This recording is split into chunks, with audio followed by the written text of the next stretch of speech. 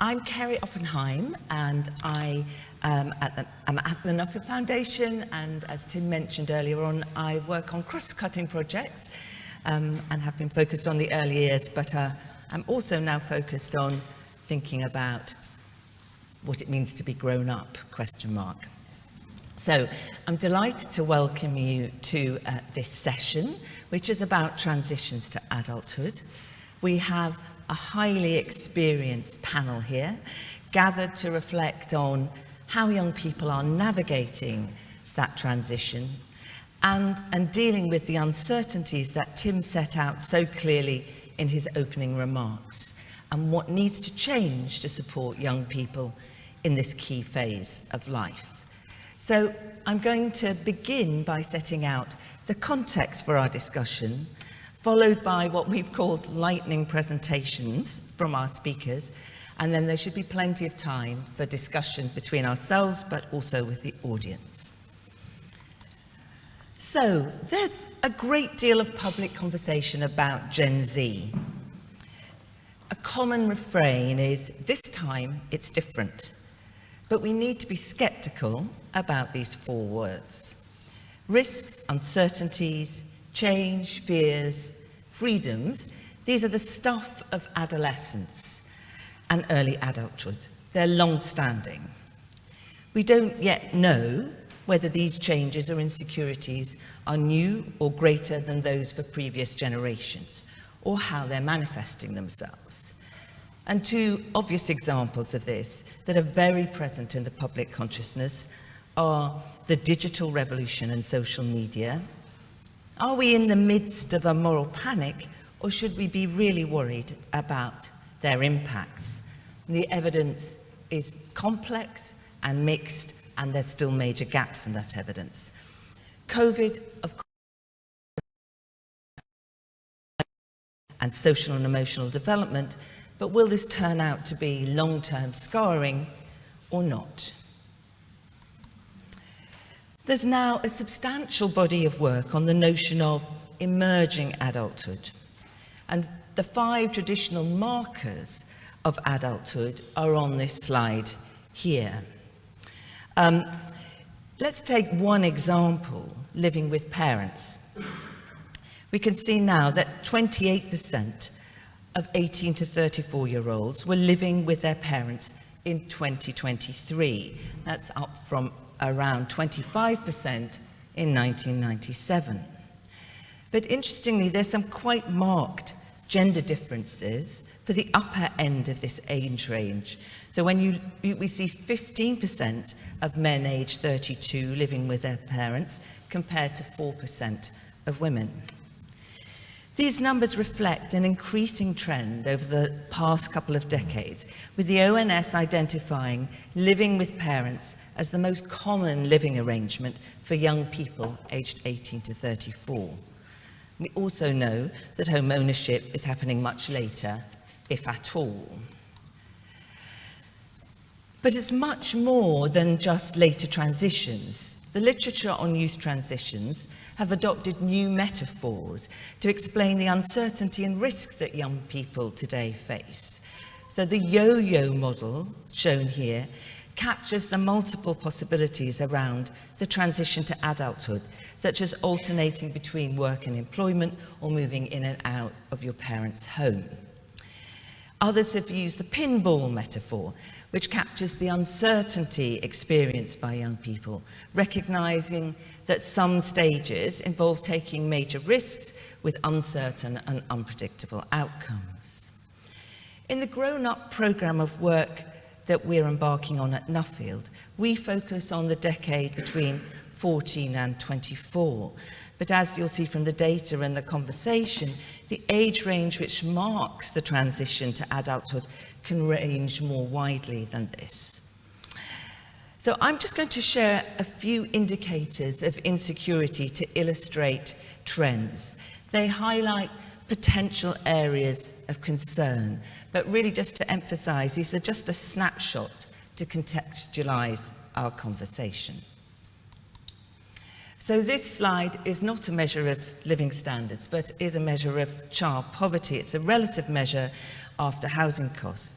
And it shows the long-term trend towards increasing poverty among 16 to 19-year-olds, that pale green line, from 23% in 1994-5 to 31% over this whole period. This is distinct from patterns for younger age groups, where we have seen some declines over that period, but also recent rises. We know that among adults, 21 to 25-year-olds have some of the highest rates of poverty. When it comes to groups with multiple needs and multiple risks, we see a big rise in adolescents coming into care. In the decade to 2020, the number of adolescents subject to care proceedings increased by 95% in England. Increases in the oldest children coming into the system were particularly sharp. A decade ago, adolescents constituted just 18% of all children in care proceedings in England, and this had risen to 27% by 2019-20. Overall services report that there's been an increase in children with complex emotional and behavioural needs. Common concerns are physical or verbal aggressive behaviour, self-harm, mental health difficulties, going missing, risk of exploitation, and neurodevelopmental.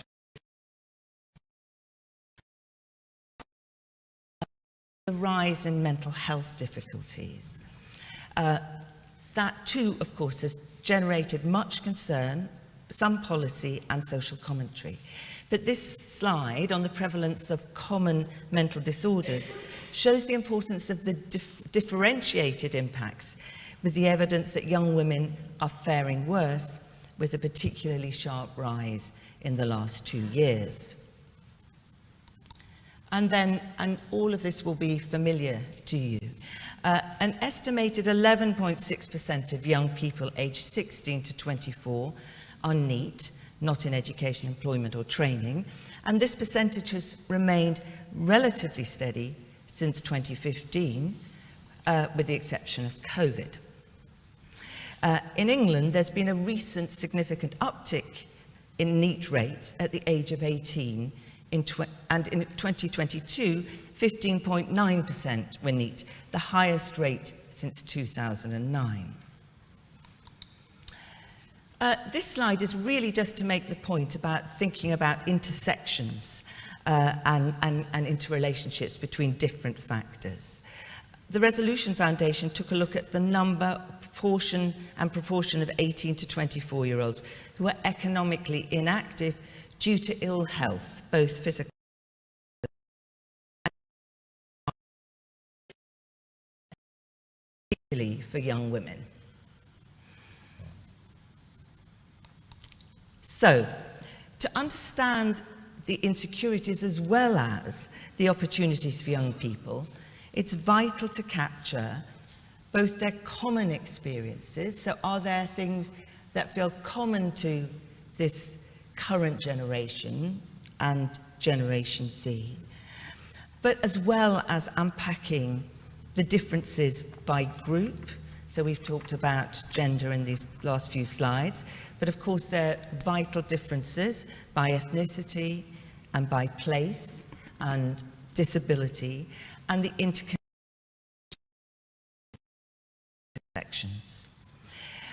Then I think it's also vital to make connections, to see young people in the round, having a multidisciplinary and a multi-agency approach, linking issues and topics. And of course, we need to engage with young people themselves and to listen to what they're saying, challenging and updating our understandings, how they see and frame the issues that they face, to inform not only our research, but our policy and practice priorities. So I'm going to stop there and now introduce our excellent panel, who've got bags of experience of working with young people and researching and insights on different aspects of young people's lives.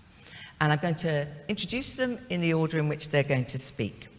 So, Robin Banerjee, welcome. You're Professor of Developmental Psychology and Pro-Vice-Chancellor of Global and Civic Engagement at the University of Sussex, with a long-standing research by Robin on social and emotional development of young people, and he also leads the Sussex Centre for Research on Kindness.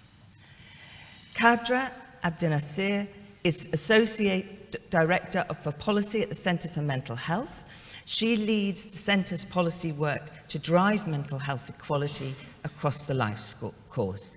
She specialises particularly in children and young people and oversees the team behind the Children and Young People's Mental Health Coalition, a network of over 270 organisations hosted by the Centre. Dr. Emily Tanner is Programme Head for Post-14 Education and Skills at the Nuffield Foundation. Emily has worked in education policy for over 20 years, including at the National Centre for Social Research, Oxford and Yale Universities, and most recently at the Careers and Enterprise Company. And then that's a very nice link with Ollie de Botton, who is Chief Executive of the Careers and Enterprise Company, the national body for careers and education. He was a head teacher at a school which pioneered new ways of working with employers and co-founded Voice 21, which supports the development of young people's speaking skills. So, thank you very much for joining us, and over to you, Robin. Thank you very much, Carey. It's a pleasure to be with you all today and to pick up on some of the challenges that you've identified, Carey, and there are challenges there.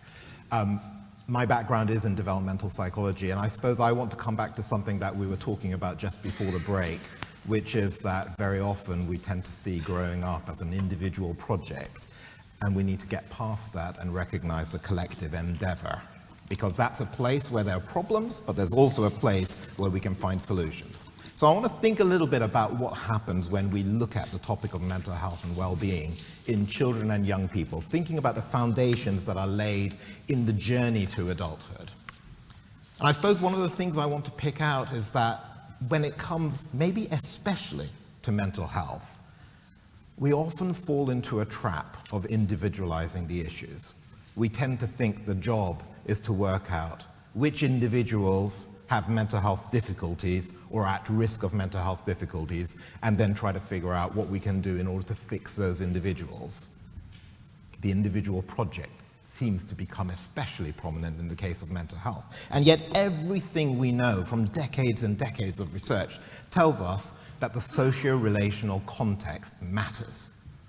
And actually, in order to understand the young person's mental health, we need to understand the network of relationships within which that young person is embedded. And until you've understood the relationships, you haven't understood the person. And once you take that relational perspective, once you move past this idea of mental health being an individual achievement and recognize the collective context underpinning it, we actually have a tremendous benefit in terms of understanding other processes in young people's lives. For example, differences in motivation and engagement, and indeed in ultimate achievement outcomes. And very often, the stuff on the top of the screen here is kind of artificially separated. But the core business, the stuff on the bottom of screen, for example, in the context of education or in the context of work, takes precedence, and the stuff on the top of the screen is just about individuals who've got problems. And we just need to figure out who those individuals are and fix those individuals. And so often, I come to the conclusion from looking at research and from working with people in different sectors, including education, often the solution is not fix the individual. Quite often, it's fix the environment. So I want to think a lot about what that relational environment is like. Now, those of you who've come across my work before will be familiar with the sociometric analysis that I often engage in. This is not something that's new. This has been around for many, many decades. It's a visual representation of the network of connections between individuals in any social group. You can do this with any age, very young children, older children, any social group.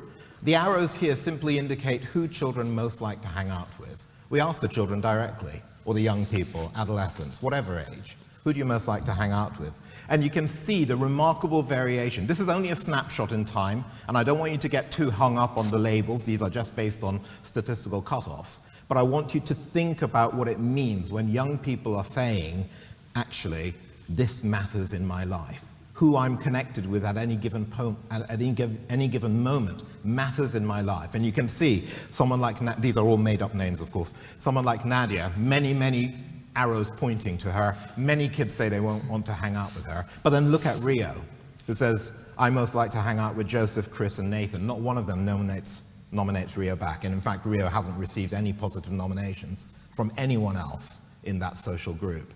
Now, as I said, that is only a snapshot in time.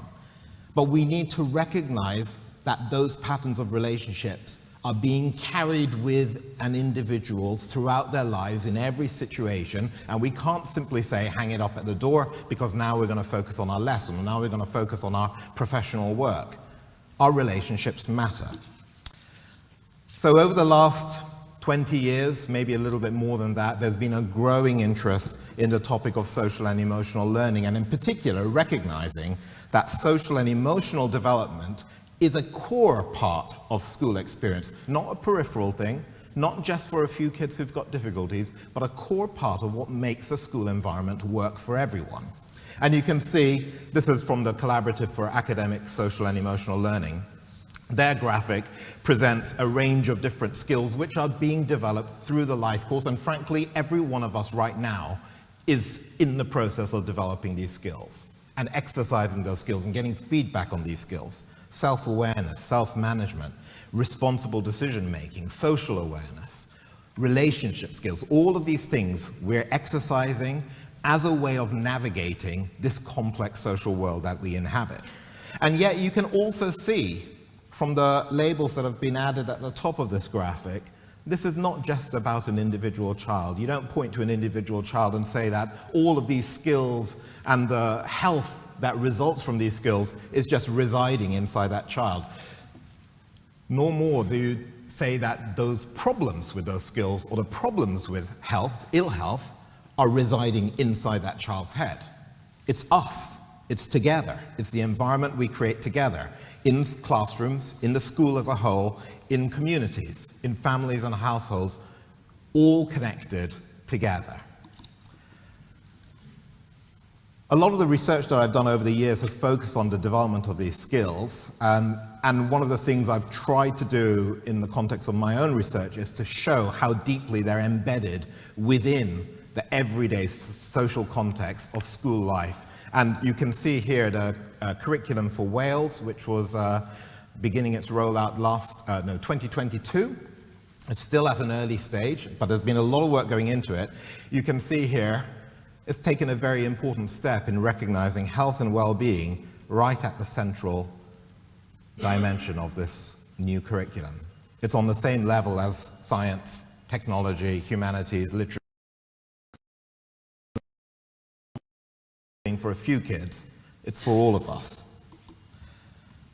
In England too, there is an increasing focus on whole school approaches to mental health, recognizing that the work that mental health support teams are doing up and down the country at the moment is not limited to individual engagement with young people who've got difficulties. It's also about changing the culture. And you can see the kinds of things that we've found in our research in this area which lay a foundation for success in creating an environment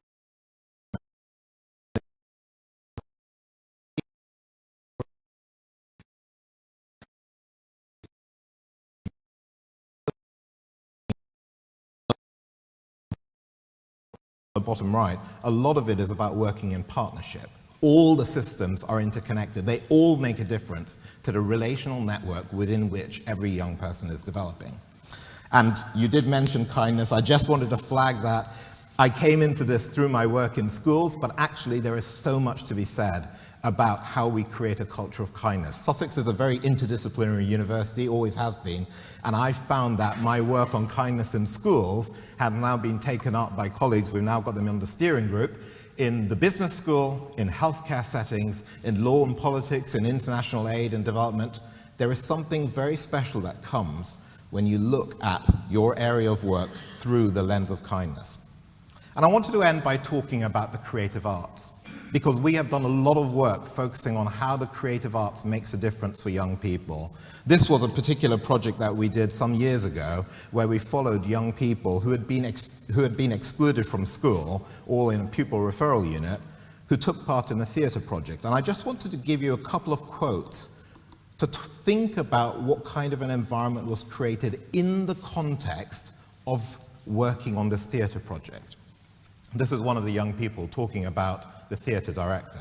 He didn't give up on us. I'm not going to lie, if I was a director or something, I'd probably give up on us. We're people from backgrounds, you know, never done acting before. But he took a risk with us and he believed in us. It feels good too for someone to actually put their trust in us. One other young person said, it feels like a whole team thing. It feels good, man. It's good to be part of something. It means I'm not a nobody. The social is fundamental. One last quote, this young person said, at the end of 2 years of working with this really incredible theatre production, I used to feel like I should be that hard, rude girl. Before, it was like everything was against me. I didn't want anybody around me. I just wanted to do my own thing, didn't care for nobody. Whereas now, it's more like I let people in more, I guess. So I want us all to think today, and hopefully we can in the panel discussion, think about the environment that we're creating. Is it one that supports human flourishing? Is it one that really supports basic psychological needs? What we've learned, these are other studies from theatre and music-making projects that we've been involved with. Is it one that has these key ingredients that enables young people to truly flourish? Taking that collective approach, focusing on the socio-relational foundation is, I think, a critical ingredient as we move forward. Thank you very much for your attention. Thank you very much, Robin. And over to you, Kadra. Thank you, Carey and Robin. Really great scene setting that you've done there. So hi, everybody. I'm Kadra from Centre for Mental Health. Just really briefly, for those of you who aren't familiar with us, we're a mental health charity, and we seek to bridge the gap between policy research and practice with a lens looking at mental health inequalities. And the ways that we I was asked to share some of our insights from young people through our research, as well as some of the messages we have for policymakers. A very topical time at the moment. So I think both Carey and Robin have touched on this, but we have seen, unfortunately, a continuous rise in the levels of diagnosable mental health problems amongst children and young people. So previously it was 1 in 9 before the pandemic, and now we're looking at 1 in 5, 8 to 25-year-olds.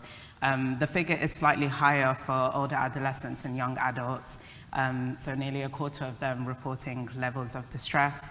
And as Carey, you pointed out, there are those marked gender differences too.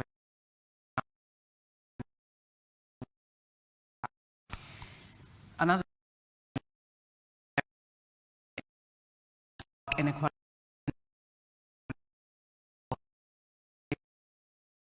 these young people's individual characteristics or identities, but really that these are groups of young people who are overexposed to many of the known risk factors for poor mental health. So, for example, poverty, we know that growing up in poverty increases your likelihood of developing a mental health problem by 4 times compared to their more affluent peers. Again, this isn't an exhaustive list, but young people who identify as LGBT, those from racialized backgrounds, those with learning disabilities, caring responsibilities. And I think one that often gets forgotten in the debate is living with a parent who has a mental health problem, and the fact that we don't take whole family approaches to supporting parents and adults in those circumstances is a huge issue. One thing I guess we've been concerned about is the ways these inequalities seem to be presenting in the practice and policy context. What we're seeing really is this resurgence of a culture of blame, so blaming young people and individualizing the issues they face, and really how that's isolating and marginalizing many young people.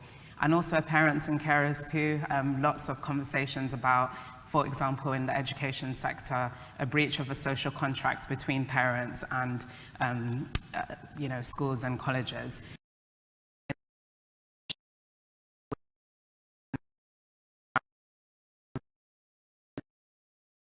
data from the last financial year showed that 1 in 5 young people were missing quite a high number of school days per week. And also concerns about how since the pandemic, behavior has gotten out of control all of a sudden. So really, we've been worried about that very punitive approach and how on one hand we're talking about promoting a whole school approach to mental health and well-being, but we actually have lots of challenging and counter approaches to behavior that seek to undermine some of that. Again, Carey, you touched on economic inactivity, so we know that young people are much more likely, according to the Resolution Foundation's work, than over 40s to be out of work. And recently we've heard lots of narratives around there being a fit note culture. We're glad because of the general election period that that's been put to a halt, but we still need to push on all political leaders to really think again about that context and approach. And digital, seeing young people as social media addicts, and should we be banning mobile phones from school? So all of these things really are individualizing the issues, but what we're seeing through our work, there's a number of different factors that come into play. So really rising levels of complexity and trauma, and really unacceptable and huge waiting lists for support for young people. And even if they get there, they don't always achieve the outcomes they desire. So that's a concern. Lots of the speakers today talked about a growing unequal society that we live in, and this poverty and mental health nexus that's not really understood, and policy making just happening in quite siloed ways. And it's no surprise then that young people feel disillusioned and that they don't feel seen or heard in the context of all of these debates. So I'm going to share a couple of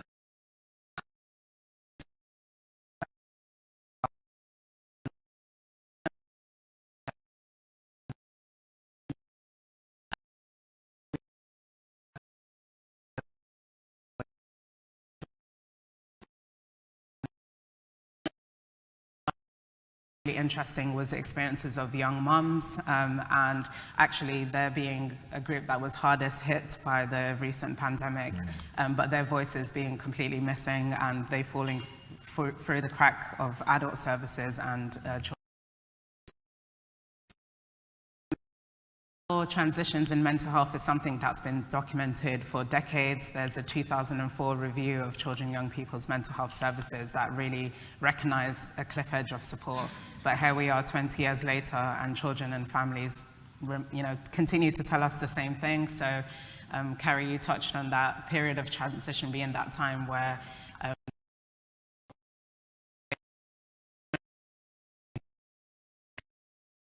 a mix of academic and career pressures and what routes they should be taking. I think I was one of the final generations to benefit from the connection service that we had, but there really isn't anything equivalent to that for young people today. Huge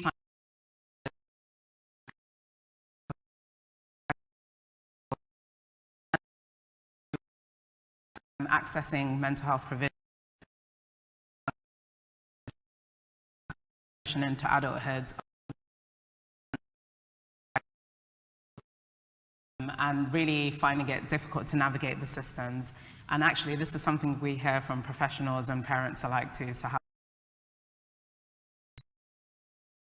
and then lastly here, just really limited care and treatment options. Young people tell us that they want choice and flexibility, but often they're just offered 6 courses of CBT, and that's not really effective for all types of young people in need. So in terms of what we would like to see and what we've been campaigning for, we really do want to see a cross-government long-term strategy for mental health, and that's something where political parties to commit to. Last year, there was a consultation for something like this, where over 28,000 people shared their. What was really disappointing with that project was that half of those came actually directly from children and young people themselves. So the voluntary sector played a really key role there, trying to collect young people's ideas and thoughts, and then it was just scrapped. So what sort of message, again, does that send to young people? We talk about wanting a 0 to 25 pathway for mental health support, but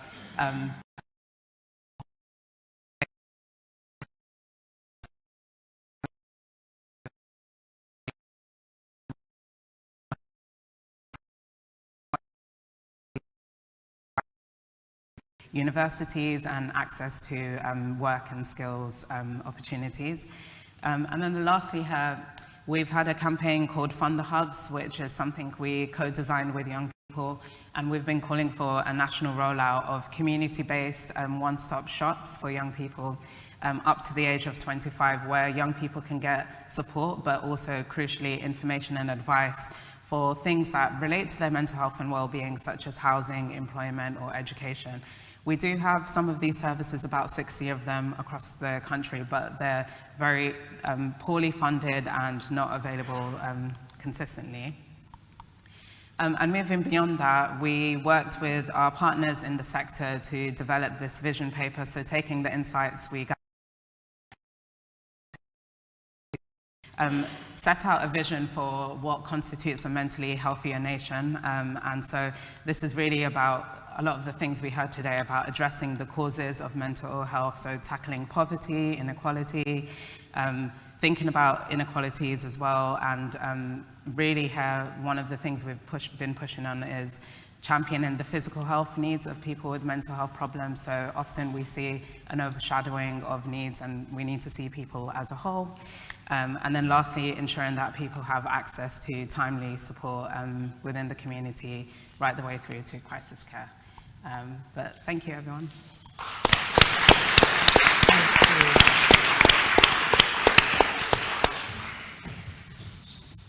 you. Over to Emily now. Thank you, and thank you. What I'd like to from education to employment looks like for today's young people, drawing heavily on research that's been supported by the Nuffield Foundation. In the brief time I've got, I'm going to focus on three aspects: attainment and participation levels, inequalities, and insecurities. The headline is that changes in the labour market and skills provision are offering positive new opportunities for young people, but inequalities in education and wider resources mean that accessing those good employment opportunities is extremely challenging for some young people. And the ongoing impact of COVID and instabilities in education provision are further stifling upward mobility. But to start with a positive, if we take the long view, then the overall picture in the UK is one of increasing educational attainment, particularly at level 3, which is mainly A-levels and BTECs, and at degree level with the expansion of higher education and widening participation.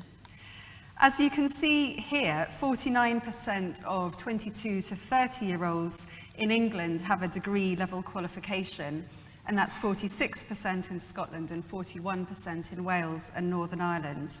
And the UK performs well on the international stage in reading and maths at age 15. And this is good news when we consider the growing demand for higher order skills in the workplace. The labour market projections from NFER's Skills Imperative 2035 programme and the Resolution Foundation's Ending Stagnation report point to increasing opportunities in professional and associate professional occupations over the coming decade, which will increase the demand for essential employment skills such as problem solving and information literacy, as well as technical skills. However, access to the post-16 pathways which lead to these occupations is heavily constrained for the substantial proportion of young people who don't achieve a standard pass in GCSE, maths and English. And that's 35% of 16-year-olds in England, and who need to resit those exams, often with limited success. If we look at recent work by Exeter University, it predicts an ongoing decline in GCSE attainment due to the long-term impact of COVID unless measures are put in place. And if we look at the lowest attainers who achieve grade 3 or below, a large proportion of Westminster University concluded that the policy reforms of the past decade have done little to improve pathways into employment, suggesting that a substantial rethink is needed for people in particular. Also notable is the decline over the past decade in the proportion of young people staying in education and training at age 18. This has come up earlier today. This may sound counterintuitive when we think of the growing proportion of young people going to university at 18, which is 36% across the UK. But the Ending Stagnation report noted that England compares poorly with equivalent nations in education participation at 18, reflecting the decline in participation at levels 4 and 5, technical and vocational pathways, including apprenticeships for young adults, which have fallen by 37% since 2017. Higher technical qualifications are needed to address the skills gap, so supporting more progression at 18 would benefit individuals and business alike. Inequalities in participation and outcomes according to social background drastically affect young people's experiences of that transition from education to employment. Economic disadvantage continues to exert a strong influence, with disadvantage gaps for GCSE at their highest since 2011. In last week's election briefing, IFS drew attention to the fact that 43% of 16-year-olds who are eligible for free school meals achieved a standard pass in GCSE English and Maths in 2023, compared to 72% of their better-off peers. And 37% of disadvantaged pupils were persistently absent, missing at least one day of school on average per fortnight. And we know from analysis of longitudinal data by Strathclyde University just what the long-term impacts of that is. The relationship between parental background and education and employment outcomes limits to social mobility. If we look here at analysis by the Education Policy Institute, we can see that patterns are broadly consistent across the UK nation, so laid out across the bottom. Young people whose parents are in professional occupations, so that's the green dots at the top, are far more likely to have a degree compared to those with parents working in intermediate skill occupations, which is the dots in the middle, and those who they categorise as working in working class occupations, which is the light blue dots at the bottom. And so if we look at Scotland, for example, 55% of young people whose parents are in professional occupations achieved a level 6, compared to 23% of those from working class households. And if we look at the likelihood of being in employment for young adults, the influence of parental background can be seen again, although the differences are less extreme and consistent, and note that the scale is different here to the chart before.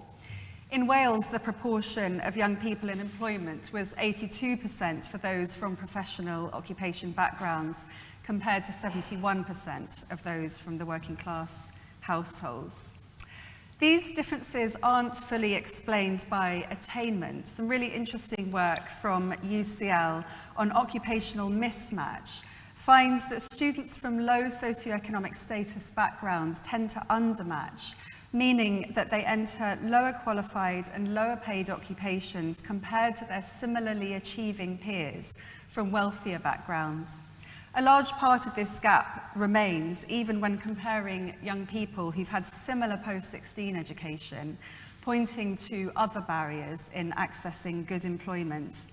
And the gender patterns are also revealing. Women tend to work in occupations that are ranked slightly higher than men in terms of the average education levels of the workers, but they undermatch on earnings, meaning they earn less than men even when achievement is taken into account. Industry differences account for part of this gap, but even within the same industry, gaps remain. So we could talk about inequalities by many other factors, of course, not least ethnicity and the intersection between them. But I did just want to mention the dimension of place, picked up by Tim earlier, and in particular the divergence in education and training provision between the UK nations since devolution. Recent policy and analysis by Oxford and EPI highlights many differences, including qualifications, school leaving age, and apprenticeships. And London Economics' recent analysis of higher education fees and funding shows the wide disparities between the UK nations. If we look at maintenance, for example, for students this is fully by loan, whereas in Welsh students can receive up to 8 means that the experiences and opportunities for young people are quite different according to where they live. And of course, devolved skills policy and local labour markets shape that journey as well. So there are just 3 other aspects of insecurity shaping transitions that I'd like to mention briefly. First is the continuing churn in technical and vocational qualifications. We've recently seen the introduction of T-levels, the removal of some BTECs, the consultation on the advanced British standard, which would see the continuation of maths and English to 18, and integration and broadening of level 3 pathways. And at degree level, the growth of degree level apprenticeships and the questioning of the value of some degree courses. It's very difficult for young people and the parents, carers and careers staff who support them to know how to make choices when the ground is shifting. Secondly, young people, as we've seen already today, are experiencing education provision that is less well funded in real terms than it was 10 years ago, while also coping with their own cost of living pressures. Recent TEPI analysis, not funded by the Nuffield Foundation, shows that rent consumes almost 100% of the average student maintenance loan, clearly affecting choices about whether and once there. And thirdly, the pace of change in the labour market, including transformation, makes the future look very unpredictable for young people thinking ahead to their lives. So just a couple of reflections to close with. As I was writing this, it struck me that the language of education to employment perhaps unhelpfully reinforces the idea of a linear journey, going against the slide that Carey showed at the start, and this idea of a one shot at education, which is counter to the idea of lifelong learning and the kind of adaptability that will increasingly be needed in working lives. Should we rethink how we talk about this aspect of transitions? And second, of student voice in the overview I've given here. I've talked about patterns and prevalence, but we need to complement this with an understanding of young people's aspirations and their priorities, and consider what we might learn. And just to close, sincere thanks to the grant holders from all of these organisations whose important work I've cited here. Thank you. Thank you. Thank you, Emily. And over to you, Ollie. Hello, everyone. This is slightly overwhelming. I'm not a professor, so I feel I will provide, I think, a practical reflection on these. And I've 20 years of experience in education. So I'm going to say in relation to how we might think differently about education as a way to not solve all these problems, but so that education can play its role in alleviating some of the challenges that young people face. So 3 things to talk about. Firstly, let's rethink school. Secondly, as a subset of that, let's rethink what we mean by career readiness or careers provision. And thirdly, 4 shifts I think we need to make to get there. So part of the problem with working education is there are no experts, because everyone's an expert. Everyone's been to school, or most people I speak to have a child going to school, including my own. So everyone is very clear to tell you what they think the point of school is. And just to demonstrate this, I'm going to ask for a small bit of audience participation. So you can only pick one of these. So the 4 historic purposes of education can broadly be defined as 1, passing on the best that's been thought and said. Philosophers like Matthew Arnold or even communists like Gramsci would say it's all about the knowledge that young people gain. The second one, developing human potential, this relational approach that Robin pointed out, philosophers like Piaget and others. 3, education as a purpose is preparation for the world of work. The OECD, Andreas Schleicher, that's what they would say. And fourth, and I guess this comes from lots of traditions and has influenced my thinking on oracy, is a sense of education as freedom, as social action. People like Biesta, South American philosophers. So I'm just going to ask you, you can only vote once. What is the purpose of education? So 1, passing on the best that's been thought and said. You have to put your hands up. 1, so we've got 1. We've got a Nick Gibb in the room. 2, developing human potential. Okay, 3, preparation for work. Okay, so Emily's presentation. Social action, education is freedom. Okay, so it's fascinating. I used to teach a course for head teachers, and you'd get a mixed response as well. You'd probably have more at the first end because that's how teachers are trained. But I think what that demonstrates, even though we had a plurality for the second one, is the sense education is negotiated. It is a public teachers' offices in playgrounds. And I think often policy wants to say X does Y, but schools aren't quite like that. Education and colleges aren't quite like that. So what I'd like us to consider is a kind of blended and more nuanced approach, the type I try to do as a head teacher. And let me see if I can show you that in pictures, what that might mean. So this is a year 8 group of young children, 13 or 14-year-olds with kind of very low literacy. So our expectation of the system is that those children would leave school literate. We saw Emily's worrying statistics about children at 16, disadvantaged children. So what does that mean practically? It means a curriculum that expands beyond just in the classroom. So what do we do here? We read Newham's biodiversity strategy. We analysed it for non-fiction language, and we wrote a book about it. Now, that's a very small practical example, but it points to a more porous education system, more porous to the outside world. The second image, if I can show you, this is a history lesson.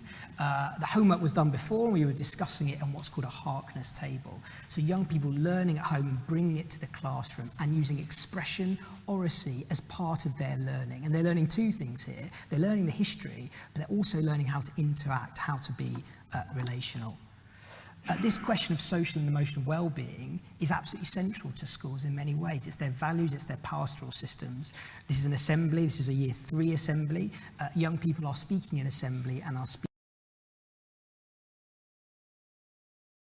This is, we spoke about this, didn't we? This sense of community. This is community music, where you get the whole of year 8 on stage to perform.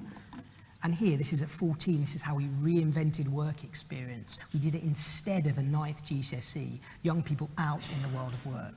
Now, these are just practical examples, but they are negotiated. They're not academic and social, they're blended in one. And it seems to me that's the only way you can think about education, is you make it broader and potentially bolder. So that's how I think we could rethink education. How could we rethink career readiness? So before you all regale me about your stories about how terrible yours or your children's careers advice is in school, as the National Body of Careers important about this element of school and college life. And in essence, it's about meeting the ambitions of young people and employers at the same time. So if you follow my sort of slightly bizarre circle, there are, I think, very particular things we need to think about transition. And we need to think about employers in particular as being critical to this. So if I think about it from an education perspective, what have you got to do with young people? Well, the first thing you've got to do is inspire them about all the careers that there are out there. And you've got to do that especially in careers which are gender biased or biased by young people from disadvantaged backgrounds. Once you've inspired young people, you've got to give them meaningful experience with the world of work. Not 2-week placement making the tea, but something meaningful, learning skills, understanding what it's like. Then you've got to give them really specific and relevant guidance. I think once you've got all that in your locker, your transition is easier because you've thought about what you want to do. The OECD calls this career thinking, and you've had specific guidance to get there. But then from the employer side, if that transition is secure, you would expect the young person to be more productive when they work with you. We've talked a lot about, well, we would perhaps talk about apprenticeships, but one of the issues with apprenticeships is that employers don't quite know how to manage young people. But if they've got the guidance so the young person wants to be there, they want to be a heat pump engineer, or they want to do a degree apprenticeship with you, they'll be more productive. When they're more productive, in theory, the company, the sector will be more prosperous. And in theory, they can go and then inspire round and round again. But again, this is an example, I think, of employers and educators getting on the same page. I would say not everyone agrees that that's the way you do it, but I think that would be our example. And so what does that mean? That version of career readiness, that version of careers education is getting us somewhere in the country. That's what we're trying to propagate at the Careers and Enterprise Company. We've got schools and colleges, careers hubs, which are trying to boost this. We've got students receiving employer encounters. We've got young people more aware of apprenticeships than they've been before. And as a result of this, we are now able to measure the relationship between the high quality careers guidance and the likelihood of a young person being NEET or otherwise. Now, that's not the case everywhere, but I think it's important for us who care about this part of education that's sometimes been underserved to say, look, this does make a difference. Head teacher, if you do careers really well, if you get employers in, if you are porous to the world of work, you will reduce that young person's likelihood of being out of learning. So that's sort of what we do. And just to finish on that point of reinvented careers education, is we look at a lot of data. I think Emily said, what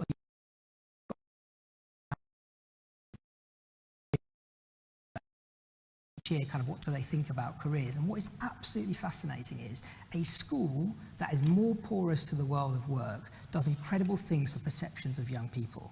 So if you're in a school with the best careers guidance in the country, that's not every school, of course, the young people are more likely to A, have a career interest, which is incredibly important because you need to know where you're going. Two, and this feels very important, you're less likely to choose based upon gender prescriptions. So STEM, for example, a sector that's often been riddled with biases. If you've had good careers provision, you're less likely to be influenced by that. And you're therefore more likely to get young people, young women, interested in engineering. Now, of course, this wonderful thing that I've said, it does not happen in every school in the country. It probably doesn't even happen in most schools in the country. But I think the evidence is a good case that we should invest in it further. So how might we get there? Rethink careers, rethink education. I think there's 5 shifts I'd want us to consider. The first one is single to plural. So as I set out at the beginning of the talk, education is negotiated. So we've got to think about schools and colleges as plural institutions that are trying to do more than one thing. That's okay. We've just got to accept that and provide support for it. The second thing I think we need to think about is this relationship between the interest that young people say they have in hands-on learning, in skills pathways, in apprenticeships, and uptake. There are many barriers between those two things.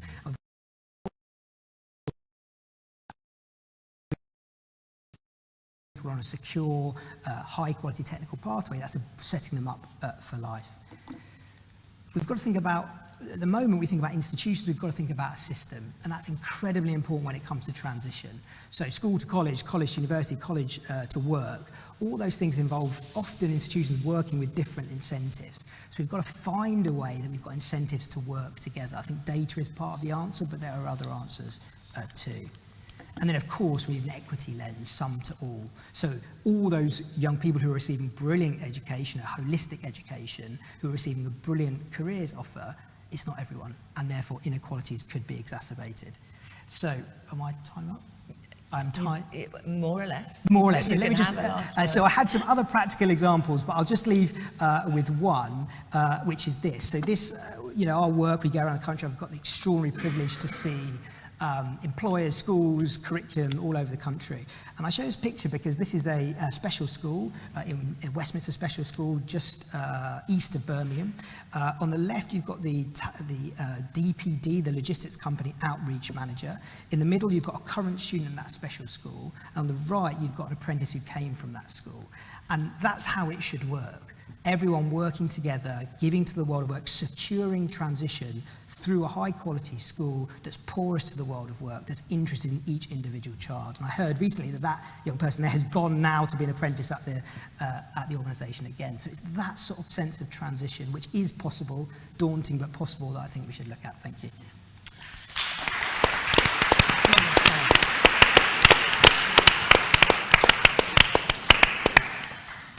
Thank you, all of you, for really interesting and rich presentations. And we could spend the day talking about those different aspects. I wanted to sort of, what's interesting is that, in a sense, we've explored through those presentations 2 interlinked aspects of young people's development and journey to adulthood: their mental health and well-being.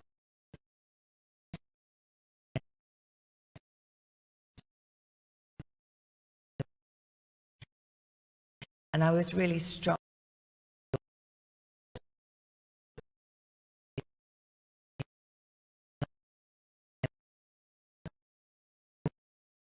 I can remember we were very focused on mapping, the classroom in relation to where people were in terms of their academic learning, and you did your seating plan in relation to the academic learning. And it made me think about what if you're actually thinking about the social relationships in your classroom, as well as the learning relationships, and how would that change your seating plan? So perhaps I'd like to start just by asking, given the importance of young people's relationships with each other and what goes on in the context of schools and colleges, how do we foster, and there are some ideas in what you've all presented, what's stopping us having a more integrated, holistic way of teaching and creating and developing the institutions in which young people are growing up? What is stopping us doing the things that you describe, and the things, Ollie, that you set out in terms of how schools need to look more outwardly in your 5 shifts? What's stopping us doing that more generally? I think one part of it is about awareness, really understanding what is going on and having the time to be able to notice them, which is acting out, causing problems in the classroom, and then it becomes very much a problem-solving exercise. What can we do about this problem that's creating disruption for me teaching a class, for the other students learning, and so on. But there's so much more than that. It's about noticing everything. It's noticing the withdrawn patterns of behavior. A young person who might be not causing any trouble to anyone else, but is actively impeding their own development because they are withdrawn, they're not engaging. Giving people time to notice all of those patterns and recognizing that that is important is a major factor. And what influences the time that you give to those things? Well, I'm afraid it's also going to come down to the accountability system. What are schools held accountable for? What are the individuals in schools, leaders of schools, head teachers, held accountable for?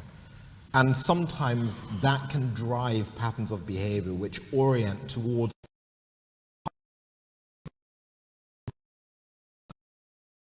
the whole person, and we neglect the whole system. So there's something fundamental that has to happen in relation to our accountability frameworks, which can enable people to give more time to be aware of all the patterns.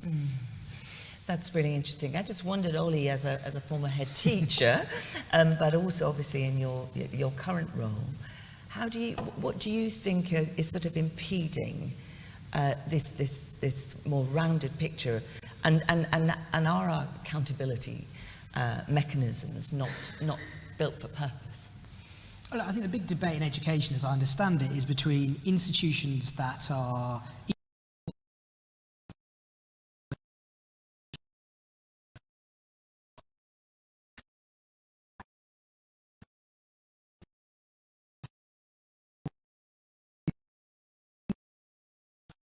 the truth of, and I guess everyone knows this with their own children, it doesn't quite work like that for young people, does it? Young people are messy and are animated by different things and go in peaks and troughs in terms of how they engage with any system. So I think you have to accept a messiness to growing up, and your system has to accept a messiness. I mean, I think, and I understand it from a head teacher, because you want to control what you can control, but I think as a parent, you can't really control your children, can you? It's the main.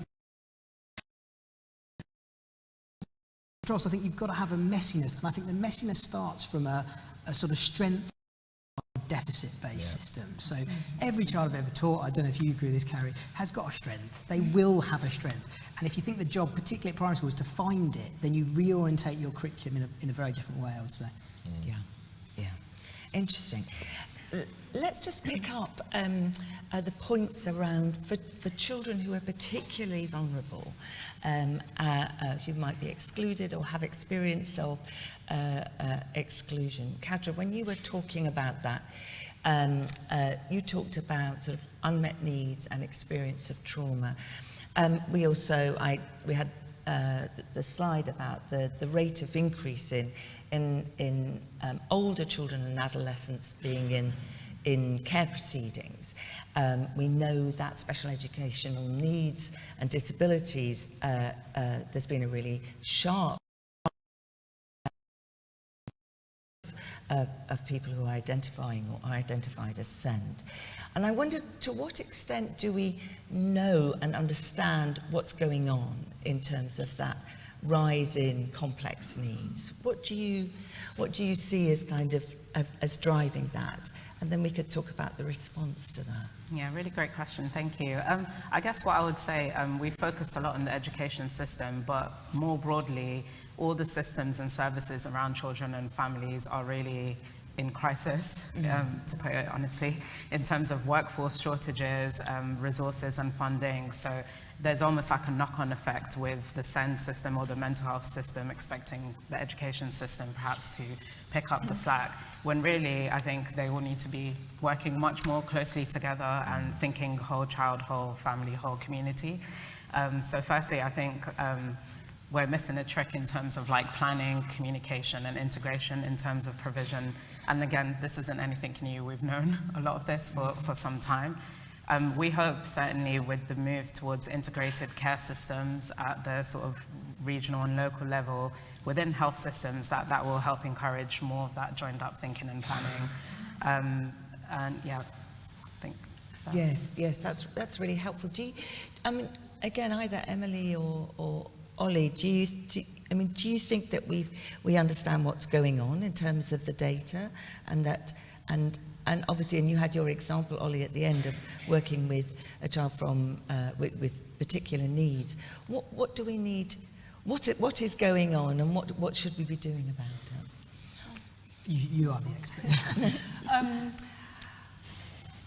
So many things you could say there, but just what your question just made me think that one area which I think is changing a lot and where data could be used to better effect is in understanding the rises we saw in school absence rates, which is something quite different is happening post-COVID.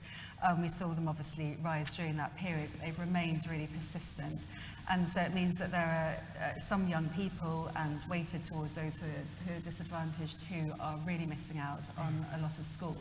And there's a lot of thinking going on around how schools use data, how they're categorizing absence, how reporting it in real time, trying to act on it quickly. So I think that's one sort of emerging aspect where I think there's something new to be thinking about and working on. And when you said also what's different, I think an area that we're looking at the foundation is around the greater emphasis and awareness of neurodiversity and how that plays into young people's experience of education, and also overlaps with attendance issues and the sense of school being an enjoyable, welcoming place for young children to be. And you know, I won't go into the detail, but also thinking about overlaps there, and the emergence of technology and how different ways of thinking about learning, how learning can be enhanced through technology, can be considered. So. Yes, so just to pick up the school absenteeism point, I mean, we haven't talked at all about parents in these conversations, but obviously they are part of the whole system that you have beautifully mapped out, Robin. And there's been some discussion about whether the experience of COVID and lockdowns and what happened to schools, whether that's really disrupted the sort of implicit contract that there is between parents and the school, and the impact that has about whether school feels essential and every day. And I just wondered, again, perhaps, Ollie, it would be useful to kind of get a sense of how you think that's playing out and how we need to respond to that. I mean, it's a big question. So people all know this, but there's rise of elective home educated young people and their families, and I think that it will be a problem over time, because the point about school, there's a habitual nature to it, and the further you're out of it, the harder it is to get back in. I mean, I'm very much in favour of using virtual school models, part-time tables to get, because the main thing is to get people re-engaged. But then, once they're re-engaged, we do have to think about the substance of what's going on in school. So, so I agree, it's about the systems around a school, the parents, but it's also what is the school a welcoming place? If a young person can do 1 day a week, that is good. Let's get them to 2 and to 3. It needs to be that kind of entry point. This slightly conflicts with a school philosophy that has a very disciplined approach, because it says, no, you've got to be in 9 o'clock, otherwise. So I think we have to, again, negotiate these boundaries really, really carefully. And I think school leaders have incredibly hard jobs, but there's something about seeing school leaders, teachers, MATCEOs as sort of civic leaders in a community, responsible, yes, for the outcomes of the 1,500 or whatever, but in some sense, a kind of a community leader. I think that would be a lovely transition to see, hard to pull off, though. I think one of the things that comes through from that description is how important it is for us to all have a debate about what success looks like. Success for parents, success for the children and young people themselves, success from the schools and the staff working in schools. And I think quite often there's a lot of misalignment between the images of success. And I think we need to take a long, hard look at ourselves. What are we actually communicating to young people? And what are we hearing from them in turn about what we're all striving for? What are we trying to do here? Because, as I said, you could take an instrumental approach and focus on the qualifications, which are going to be fundamental. We know there's strong links with future outcomes in terms of productivity and employment. On the other hand, there are also really strong connections when you look at health as well. Yeah. But where is health in the kind of image of success for schools, for families, for children and young people? And I think we need to make explicit some of the kinds of thoughts, wonderings, curiosity that we have about what really matters in life, and actually unearth that. It's a very difficult conversation, but we do need to create some space for that, I think.